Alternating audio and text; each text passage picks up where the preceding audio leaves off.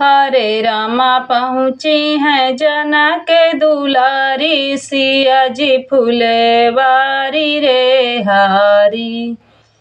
हरे रामा पहुँची हैं जनक दुलारी, सिया जी फुलवारी रे हारी। हरे रामा पहुँची हैं जनक दुलारी, सिया जी फुलवारी रे हारी।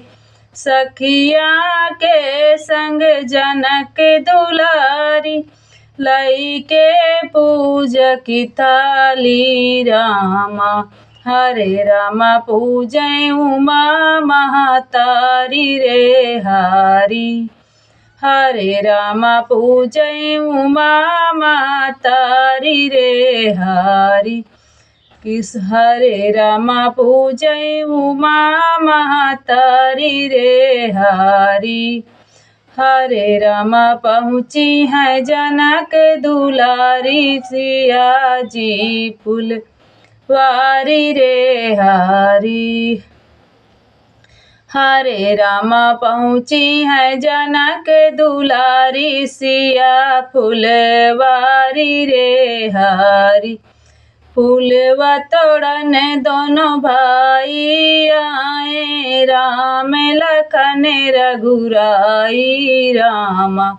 हरे रामा राम लखन रघुराई रामा। हरे रामा शोभा लगई अति न्यारी, सिया जी फुलवारी रे हारी। हरे रामा शोभा लगई अति न्यारी, सिया जी फुलवारी रे हारी। हरे रामा पहुँची हैं जनक दुलारी, सिया जी फुलवारी रे हारी। रूप सिया के राम जी देखई देखई नैन निहारी रामा। रूप सिया जी के राम जी देखई देखई नयन निहारी रामा। हरे रामा सुंदर छवि अति प्यारी, सिया जी फुलवारी रे हारी। हरे रामा सुंदर छवि फुलवारी, सिया जी अति प्यारी रे हारी। हरे रामा पहुँची हैं जनक दुलारी, सिया जी फुलवारी रे हारी।